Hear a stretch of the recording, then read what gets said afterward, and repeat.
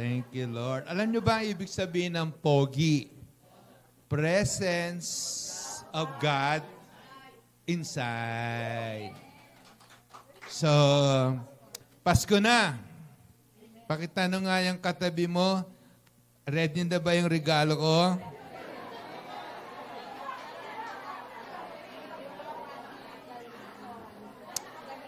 Thank you, Lord. Ready na ang regalo.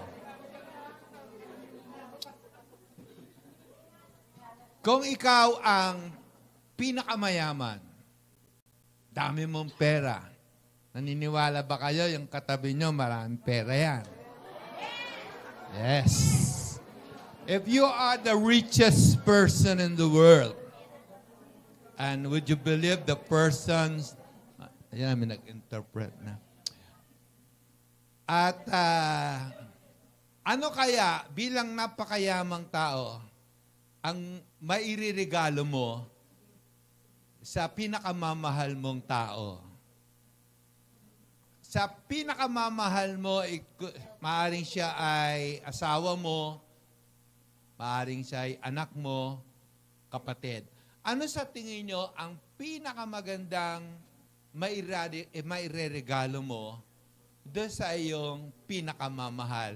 Gayong ikaw ang pinakamayaman sa balat ng lupa. Yan. Anong magandang ha? Jesus. Bukod kay Jesus. Love. Ayan. Hallelujah. Pag-ibig. So, pakisabi nga sa katabi mo, mahal kita.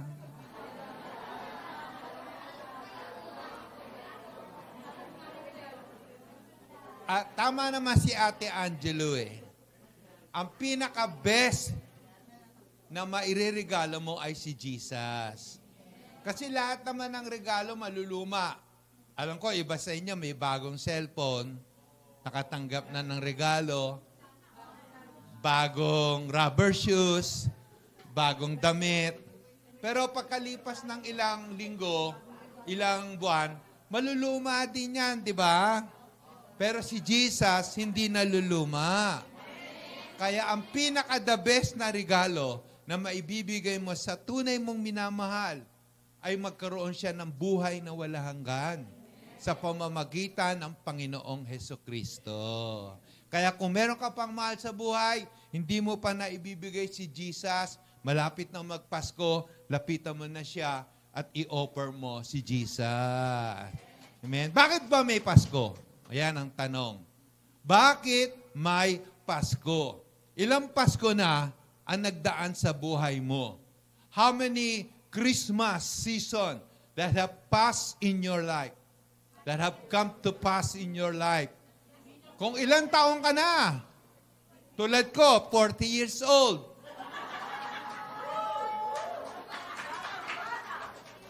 "21 years ago. So, 61 years nang ako ay nakakaranas ng Pasko. Pero ang tanong, sa maraming Paskong nagdaan sa'yo, alam mo na ba kung bakit may Pasko? Bakit ba may Pasko? Gusto niyo bang malaman ng tamang sagot? Sabi mo sa katabi mo, dahil sa'yo. Because of you, there is Christmas. Bakit? Kasi gustong-gusto ng Panginoon matupad ang plano ng Diyos sa iyo. Naniniwala po ba tayo napakaganda ng plano ng Diyos sa atin? Ano ang magandang plano ng Diyos sa atin? Ang magkaroon tayo ng kalusugan. Magkaroon tayo ng kapayapaan, kagalakan, kasaganaan, at higit sa lahat, magkaroon tayo ng kaligtasan, ng buhay na walang hanggan. Kaya ang ating babasahin ay pinamagatan nating trusting in the perfect love of God. Pagtitiwala sa, ano ba sa Tagalog ang perfect? Ganap.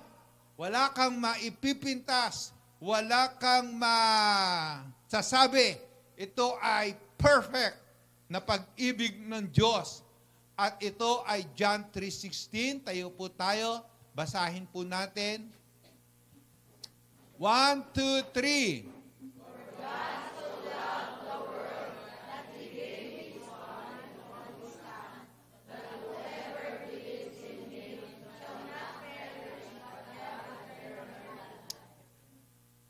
Sapagkat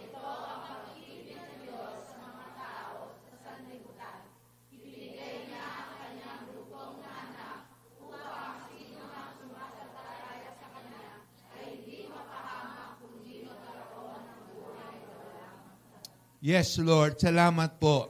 Kaya pala nagkaroon ng Pasko upang magkaroon kami ng buhay na walang hanggan. Nawa sa Paskong ito ay kakaiba sapagkat ito ang Pasko na ganap naming naunawaan ang pinakadiwa ng Pasko na ang naisin mo ay makita namin ang dakilang pag-ibig mo sa tao, sa amin, na kami ay magkaroon ng buhay na walang hanggan sa pamamagitan ng pananampalatayang taus-puso sa bugtong mong anak na iyong pinakamamahal na aming Panginoon at tagapagligtas. Hayaan mo mula ngayon, maging kakaiba talaga ang Paskong ito sa aming buhay. Siya, ang Panginoong Hesus, ang susi upang makaranas kami ng tunay na katagumpayan sa buhay na ito. Ang magkaroon kami, Panginoon, ng tunay na kapayapaang kagalakan at ng kasaganaan sa lahat ng bagay. Salamat po sa pangalan ng Panginoong Hesus. Amen. Palakpakan po natin ang Panginoon. Ang sabi po dyan ay, God so loved the world na ibinigay niya ang kanyang pinakamamahal, yung pinaka-the best, yung pinaka-tinetreasure ng Diyos ay ibinigay niya upang ang tao ay hindi mabigo, mapahiya, mapahamak, mapariwara, kundi gumaling, magtagumpay, at maligtas.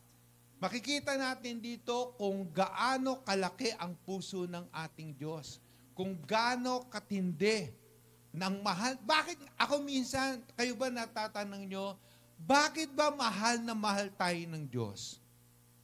Tingnan mo ngayong katabi mo at sabihin mo, bakit ba mahal na mahal ka ng Diyos?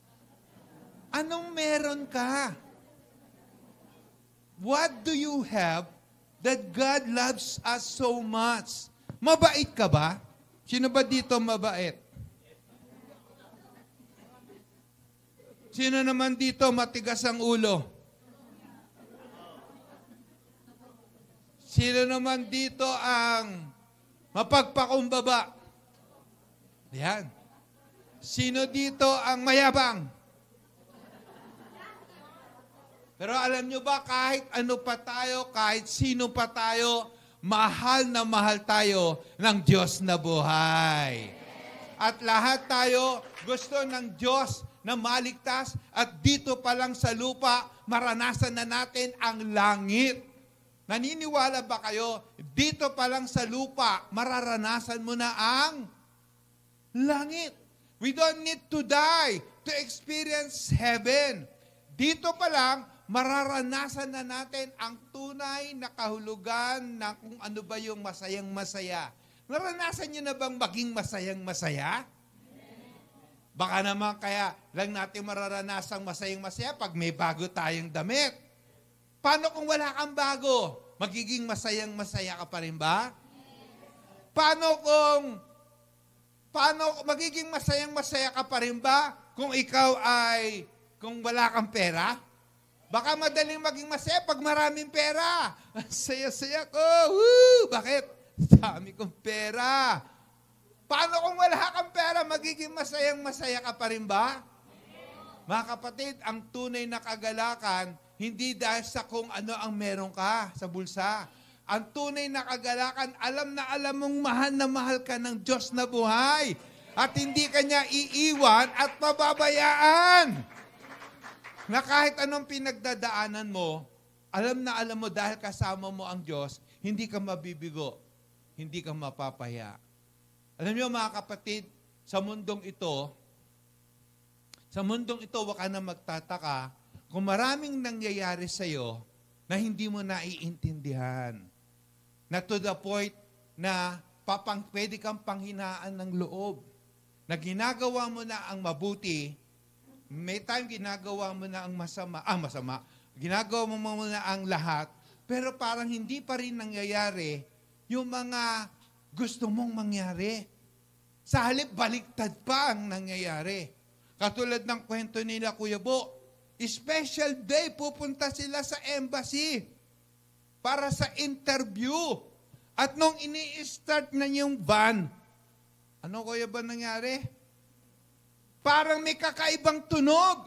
At para bang hindi sila makakabiyahe ng maayos. Kasi, imagine, ang aga nilang aalis, ang aga nilang gumising, maaga pa yata sa manok. Alam nyo, pag meron kang lakad na ganong klase, excited ka, di ba? Siyempre, pag-start niya, kung kailan pa naman special day, parang doon pa gusto magloko ang kanyang sasakyan.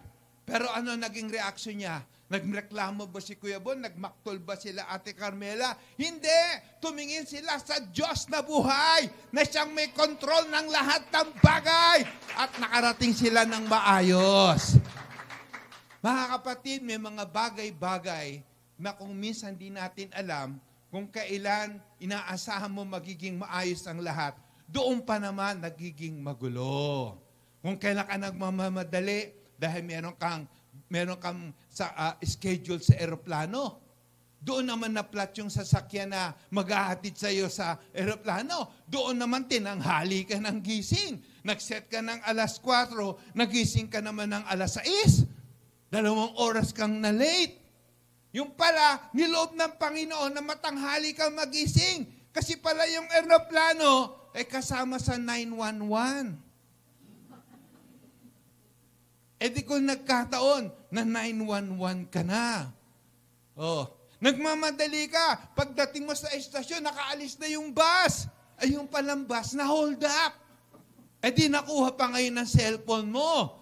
Ang pitaka mo. May mga pangyayari na hindi natin maintindihan, pero wag mawawala ang iyong pagtitiwala sa tindi ng pag-ibig ng Diyos na meron sa iyo.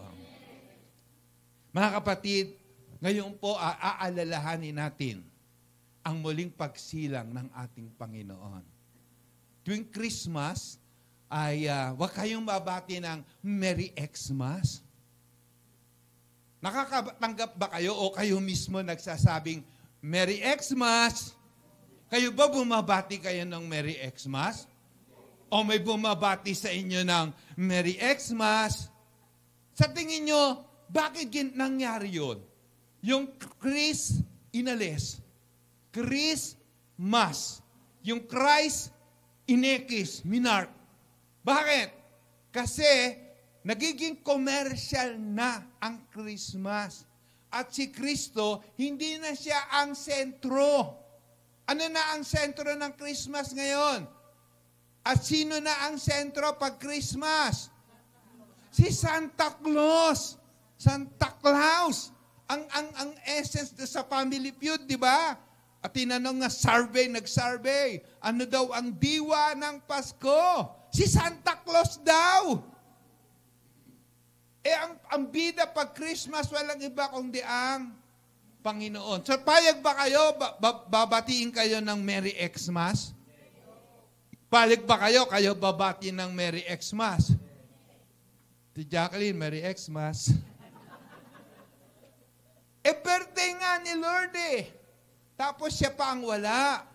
Kaya mga kapatid, eye-opener po natin to na wag po tayo mapabilang. Meron po nag-message kasi sa akin, pero alam ko hindi niya po talaga alam. Ay, sorry pastor, hindi ko po talaga alam. O di bale, sa susunod isasama mo na si Lord. Opo. Kaya kahapon lang niya nalaman. So, mga kapatid, iaalalahanin natin ang kapanganakan ng Panginoon. Dito, makikita natin na hindi porke mahal na mahal ka ng Diyos, ay wala nang magiging problema. Sabi ng iba, akala ko pag na kay Kristo Jesus na ako, akala ko pagka sumusunod na ako sa Panginoong Jesus, ay hindi na ako makakaranas ng mga matitinding problema. Totoo ba yon? Pag sumunod kay Kristo Jesus, hindi pa rin mawawala ang problema. Maaari ka pa rin magkaroon ng matitinding problema. Maaari ka pa rin makaranas ng mga hindi mo inaakalang mararanasan mo. Ako nga, hindi ko akalain, nagpapastor na ako, naglilingkod na ako. Nagka-COVID pa ako.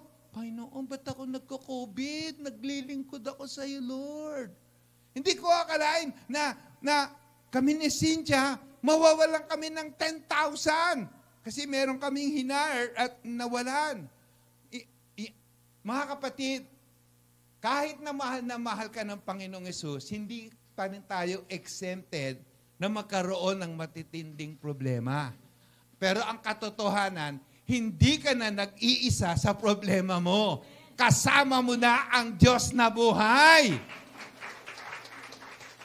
Ngayon po, babasahin natin ang ang eksena ng Christmas. Ang kapanganakan ng ating Panginoon. Dito po sa Luke chapter 2, verse 17. Ayan. Nang mga panahong iyon, ang emperador ng Roma na si Augustus ay gumawa ng kautusan na dapat magpatala ang lahat ng mga mamamayan ng bansang nasasakupan niya.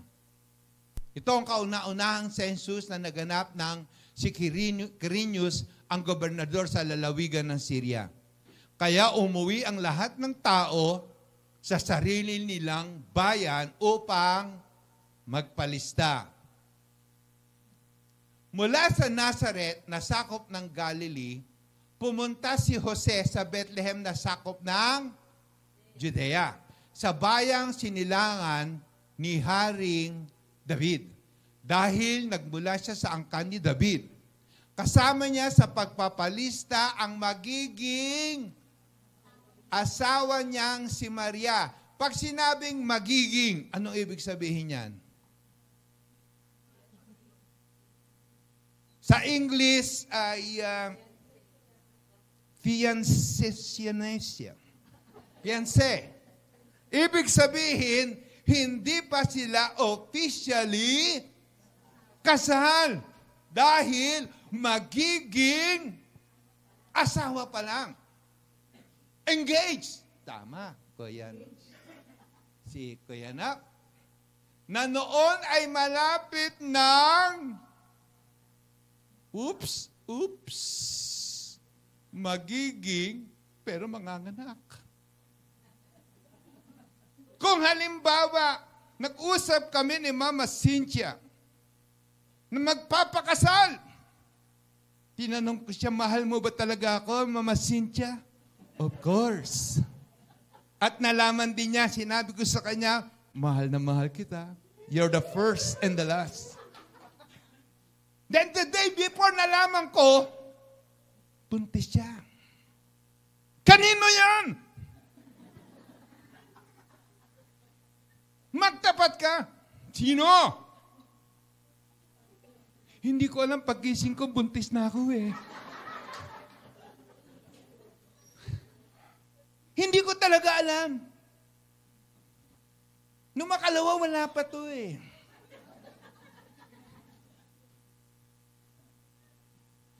Kapatid, kapag sumunod ka sa Panginoon, huwag mong iisiping everything will be alright. When you make a decision to give yourself to Christ, to follow Him all the way, not everything will be okay or alright. Basta tandaan mo lagi, mahal na mahal ka ng Panginoon. Huwag mawawala sa isipan mo yan.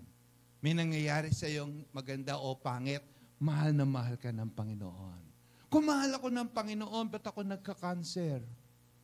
Bakit? Kung mahal na mahal ako ng Panginoon, ba't natanggal ako sa trabaho? Kung mahal na mahal ako ng Panginoon, ba't napagbintangan ako na siyang pumatay sa aso ng kapitbahay namin? Kung mahal na mahal ako ng Panginoon, bakit lagi akong nabubuli. Kapatid, huwag ka na magtaka. Gustong-gusto kang wasakin ng dyablo. Kasi nakikita niya sa'yo, potential kang maging banta sa kaharian ng kadiliman. Kapag matindi ang mga pagsubok mo, ibig sabihin lang yon, may matindi kang pagkatawag sa Diyos. May magandang gagawin sa iyo ang Panginoon at ayaw niya itong matupad.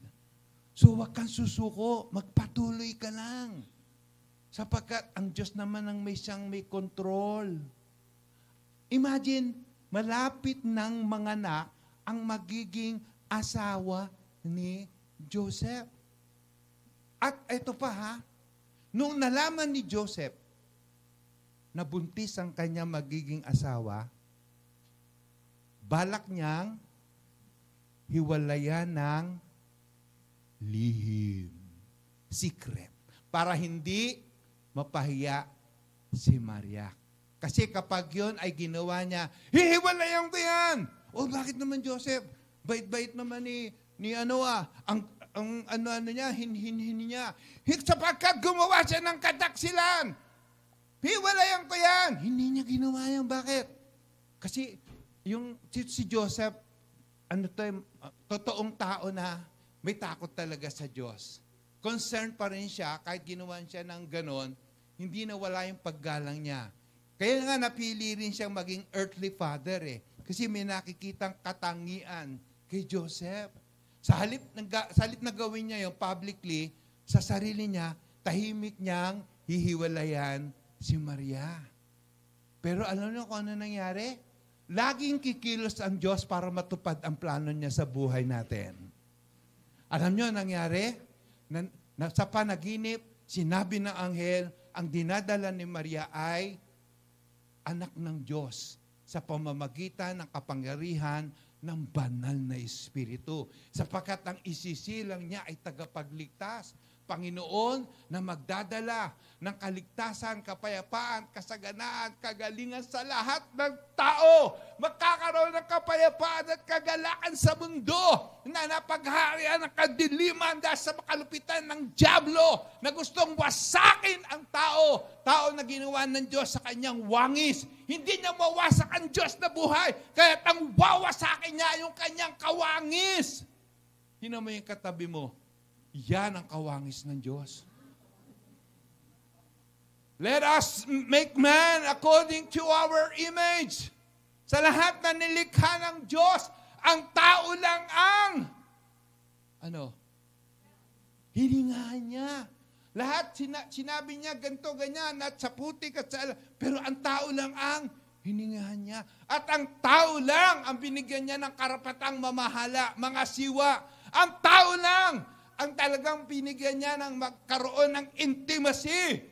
Pero nakagawa ang kalaban ng kaparaanan para ang tao ay mawasak. Pero hindi pa payag ang Diyos sapagkat mahal na mahal ng Diyos ang tao. Lahat gagawin niya, lahat ibibigay niya. Maligtas lang ang tao sa balat ng lupa at makabalik sa Diyos na buhay. Kaya kapatid, sabi mo sa katabi mo, hindi ka mabibigo. Kahit na marami kang problema, natawa po kami. Doon sa home, sayang hindi kayo umattend ng home. Nakakatuwa yung home message. Imagine nyo, sa kanilang patotoo, dumaan sila sa problema, to the point, magbebenta sila ng baga.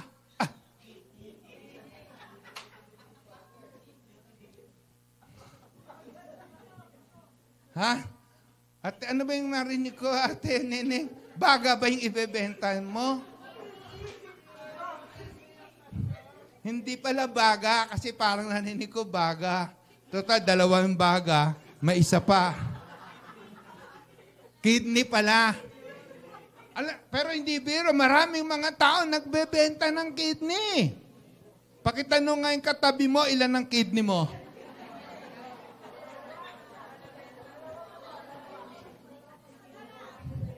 Isa na lang daw. Naisip ko, pwede rin naman baga Kaya lang ang hinga mo, tagilid ka na.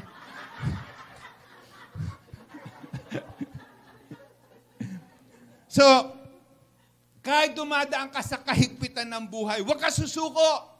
Tumawag ka sa pangalang Jesus at naliligtas ka. Praise God, nalagpasan nila Ate Neneng sa kanilang patotoo sa home. Ang ganda, talagang nakakapagpalakas ng loob. Palakpakan natin ng Panginoon.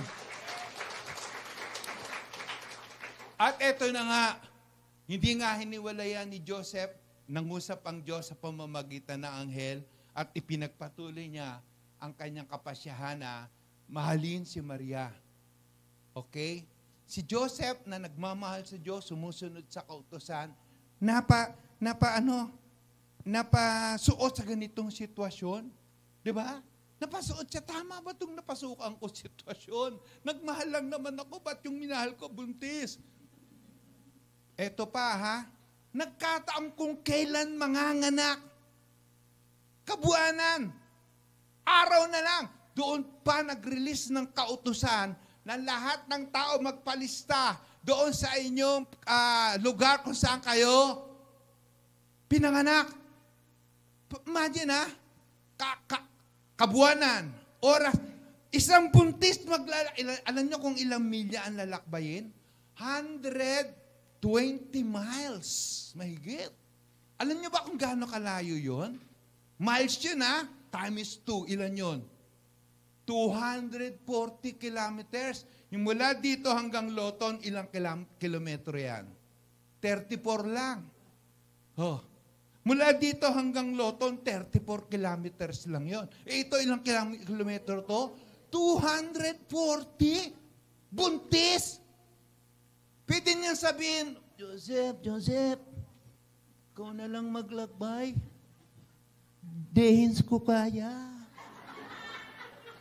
Hindi ko kaya. Kung ba't naman kasi yung hari natin? Pwede ba silang magreklamo? Hari, buntis ako eh. Ngayon ka pa naglabas ng...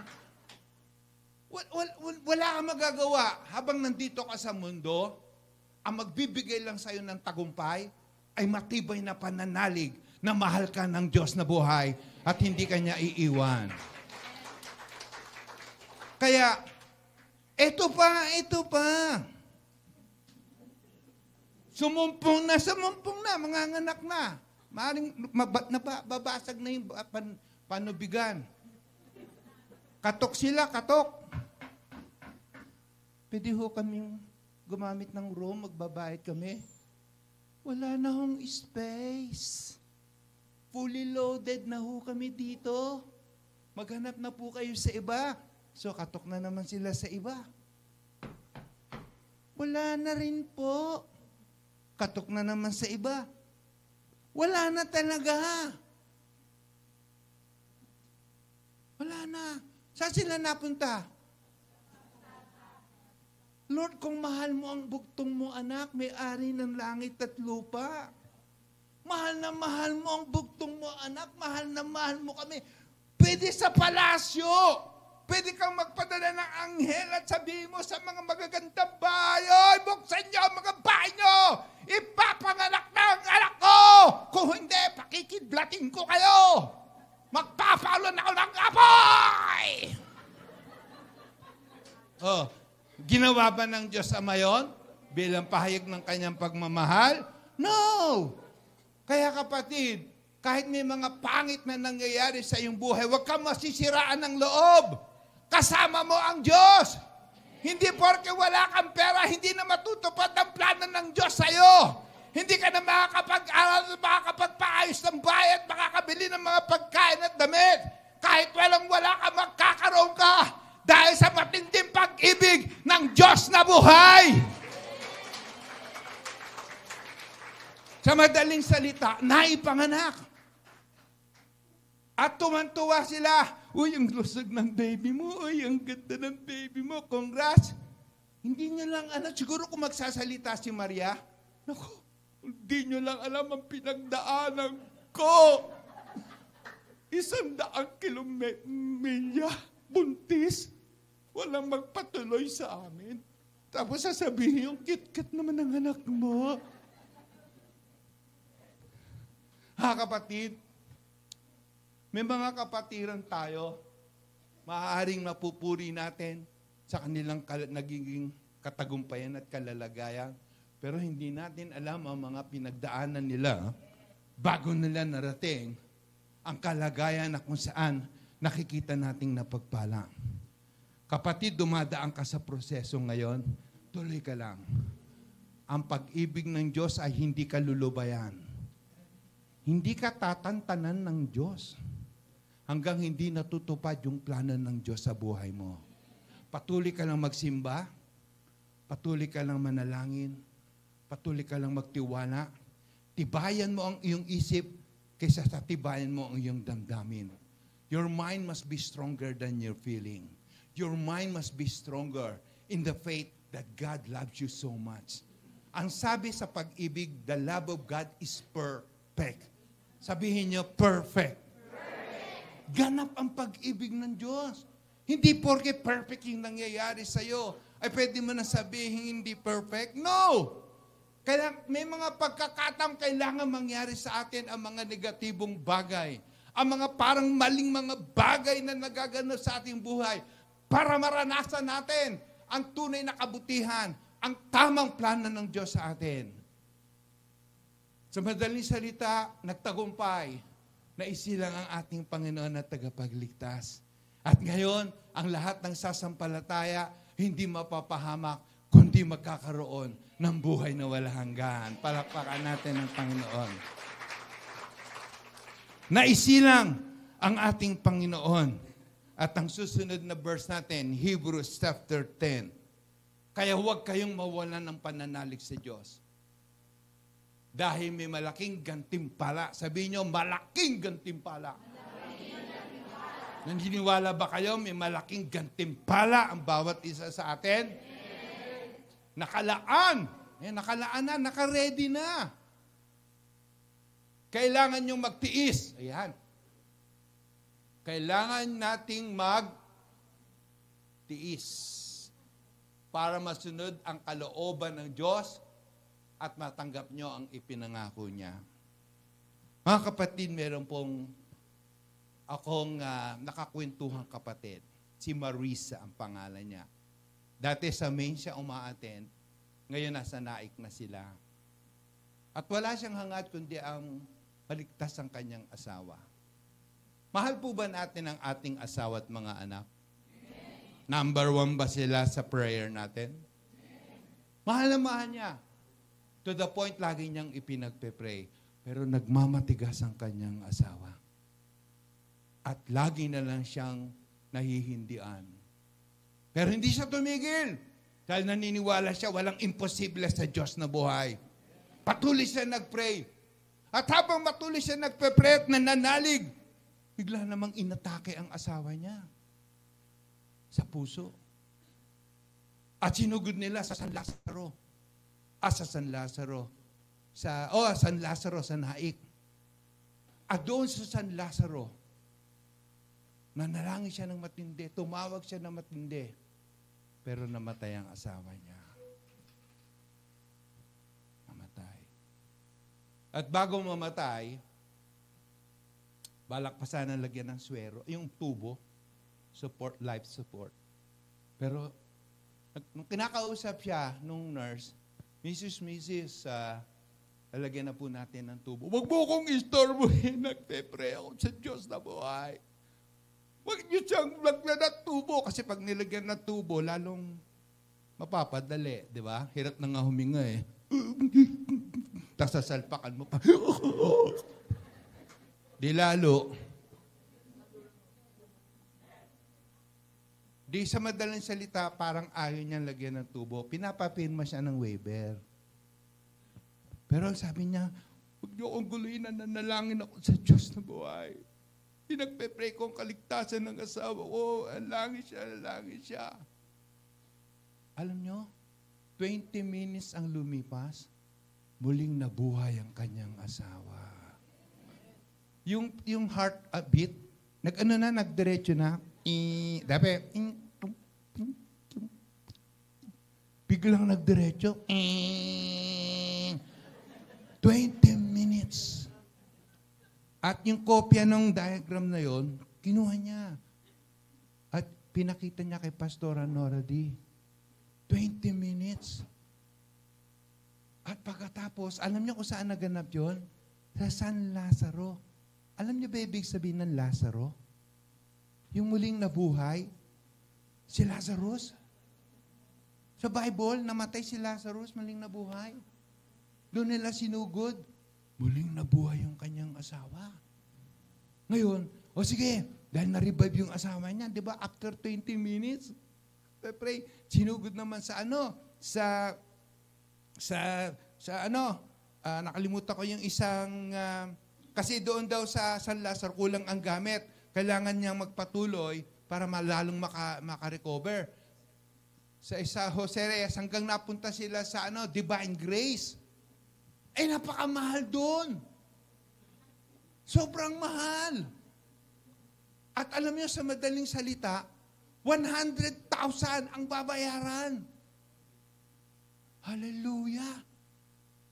Pero alam niyo, may sumagot. Yung palang kamag-anak ng lalaki, doon nagtatrabaho sa Divine Grace. Alam niyo yung pangalan ng ospital? Grace.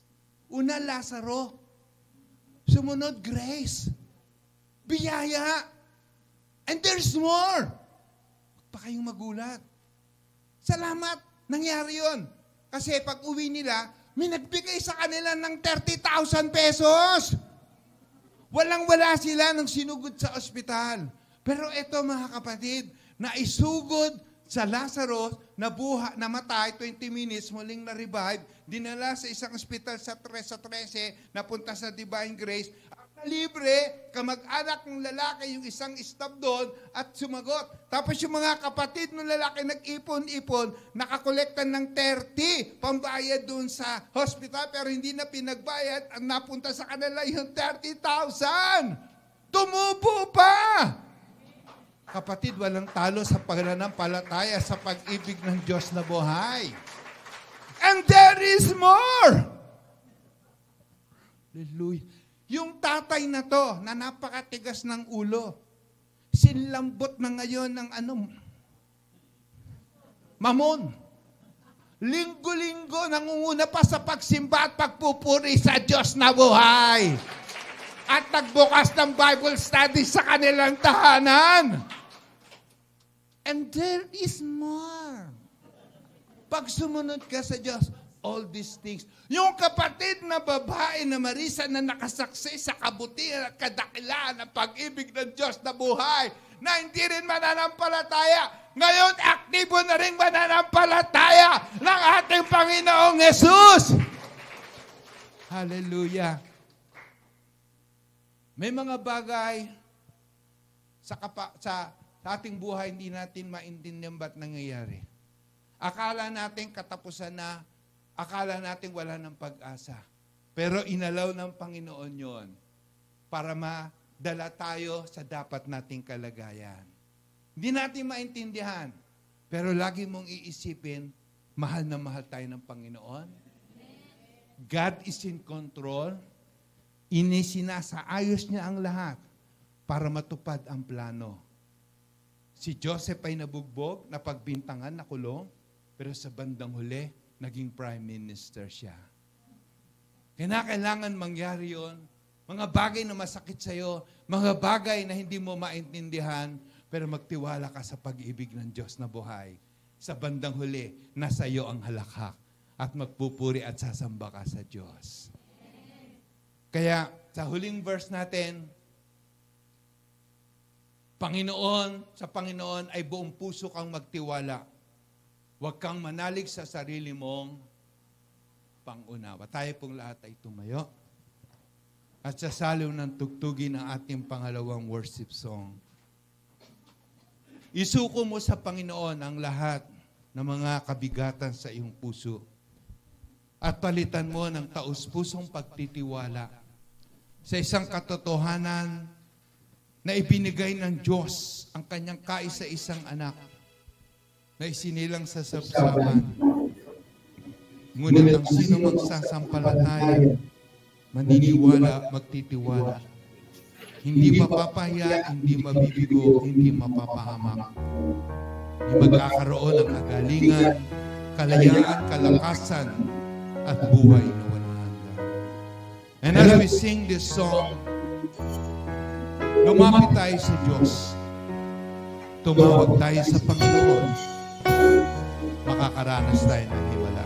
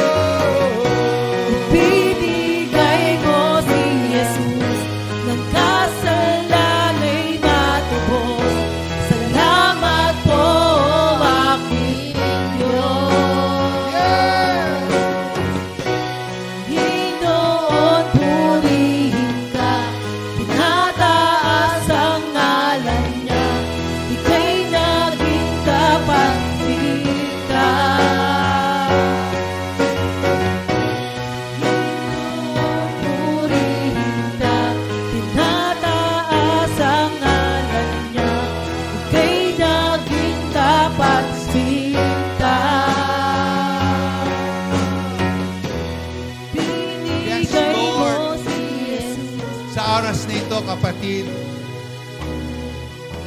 gustong iparanas sa iyo ng ating mapagmahal na Diyos ang kanyang ganap na pag-ibig.